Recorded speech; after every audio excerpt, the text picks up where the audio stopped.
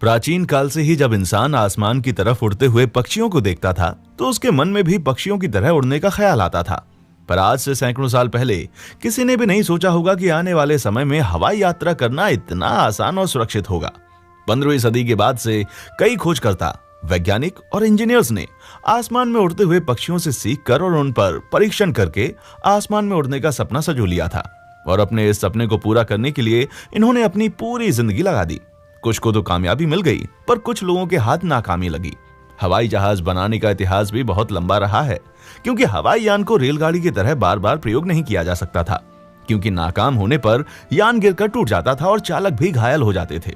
इसलिए इसे हमेशा परफेक्ट बनाना पड़ता था और इसको पूरी सावधानी और सतर्कता के साथ ही हवा में उड़ाया जाता था।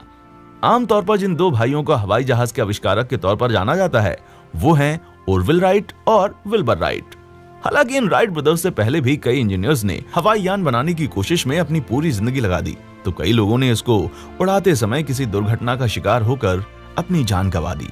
तो चलिए जानते हैं इस हवाई यान को बनाने का सपना देखते हुए अपनी पूरी जिंदगी इसके पीछे लगा देने वाले कुछ महान इंजीनियर्स और वैज्ञानिकों के बारे में।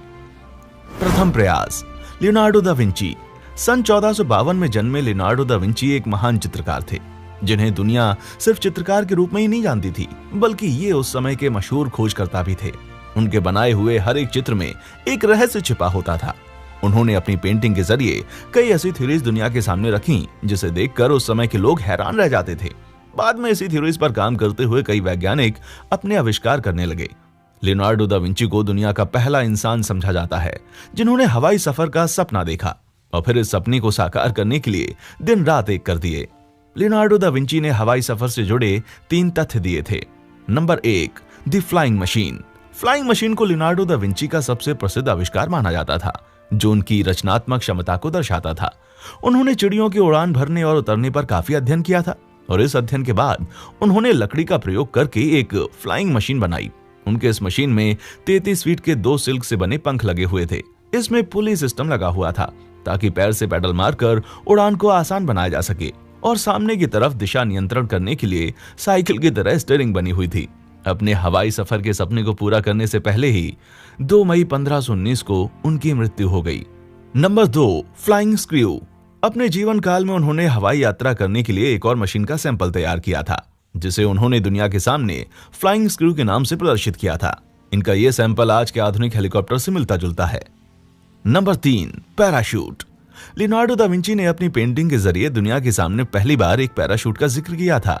इनका ये पैराशूट बिल्कुल इजिप्ट के पिरामिड के आकार का था और उन्होंने इस पेंटिंग के साथ उसमें कई बारीक जानकारियां भी दी थीं। दूसरा प्रयास, सन 1519 में लियोनार्डो दा विंची की मौत के बाद बहुत से लोगों ने हवाई यान बनाने या फिर हवाई सफर करने की कोशिशें की, पर कामयाब ना हो सके। 18वीं सदी के आखिर तक गुब्बारों का यानी कि हॉट एयर बलून का निर्माण हो चुका था, जिसे फ्रांस के रहने वाले 2 भाइयों जोसेफ माइकल और जॉक्से मोंटोग्लिफर ने बनाया था। इस बलून को बनाने के लिए सिल्क का इस्तेमाल किया गया था और इसका डायमीटर तकरीबन 10 मीटर रखा गया।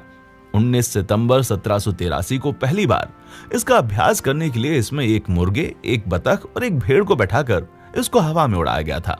यह तकरीबन 15 मिनट तक हवा में रहा और फिर जमीन पर गिर गया। इस उड़ान के सफल होने के बाद मोंटोग्लिफर ब्रदर्स ने इंसानों को इसमें बैठाकर आसमान में उड़ान भरने की सोची और फिर तकरीबन 1 महीने के बाद 21 नवंबर 1783 को एक वैज्ञानिक प्लाटरे द रोजियर और फ्रेंच मिलिट्री के एक अधिकारी मार्कस डे एलरांडिस ने पेरिस में एक ऐतिहासिक उड़ान भरी। ये इतिहास में किसी इंसान के द्वारा पहली उड़ान थी। इस हवाई सफर में इन्होंने पूरे 25 मिनट तक 9 किलोमीटर तक का सफर तय किया। तीसरा प्रयास, ओटो लिलिएंथल। 23 मई 1848 को जर्मनी में पैदा हुए कार्ल ओटो लिलिएंथल को दुनिया द फ्लाइंग मैन के नाम से जानती थी। वो दुनिया के पहले इंसान थे जिन्होंने ग्लैडिएटर के जरिए आसमान में उड़ान भरी थी। उन्होंने सन 1870 में रॉयल टेक्निकल एकेडमी बर्लिन से मैकेनिकल इंजीनियरिंग में अपना ग्रेजुएशन पूरा किया था। उन्होंने अपना पहला परीक्षण सन 1891 में किया था, जिसमें वो ऊंची पहाड़ी से दौड़कर नीचे की तरफ भागकर कूद जाते थे। अपनी पहली उड़ान में उन्होंने 25 मीटर की दूरी तय की थी। वो सन 1896 तक अलग अलग तकनीक से ग्लाइडर बनाकर उन पर लंबी दूरी की उड़ान भरने के लिए अध्ययन करते थे। अपने 5 साल के इस प्रयास में उन्होंने सबसे लंबी दूरी 250 मीटर की तय की थी और इस पूरे अंतराल में उन्होंने पूरे 2000 बार ग्लाइडर के जरिए उड़ान भरी थी। 9 अगस्त 1896 को ग्लाइडर से उड़ान भरते समय अचानक ग्लाइडर से उनका नियंत्रण हट गया और वो तकरीबन 15 मीटर की ऊंचाई से जमीन पर गिर गए, जिसमें उनकी गर्दन की हड्डी टूट गई और फिर एक दिन के बाद अस्पताल में उनकी मृत्यु हो गई। चौथा प्रयास, अल्बर्टो सैंटोस डुमोंट, जिनका जन्म 20 जुलाई 1873 को ब्राजील में हुआ था, जो कि एक मैकेनिकल इंजीनियर थे। उन्हें ब्राजील में हवाई जहाज का जन्मदाता माना जाता है और ब्राजील में हीरो ऑफ नेशन की उपाधि भी मिली हुई है। अल्बर्टो सैंटोस ने हॉट एयर बलून की थ्योरी पर काम करते हुए हवाई जहाज बनाने का काम शुरू किया था। उन्होंने अपने बनाए हुए यान को पहले एक बड़े हॉट बैलून के द्वारा हवा में उड़ाया और फिर इंजन का प्रयोग करके उसे दूर तक चलाया।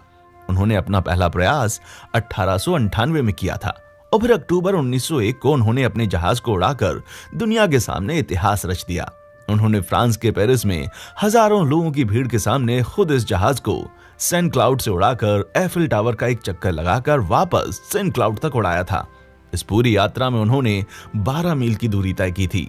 पांचवा प्रयास, 19 अगस्त 1871 को जन्मे ओरविल राइट और 16 अप्रैल 1867 को जन्मे विल्बर राइट, जिन्हें राइट ब्रदर्स के नाम से जाना जाता है।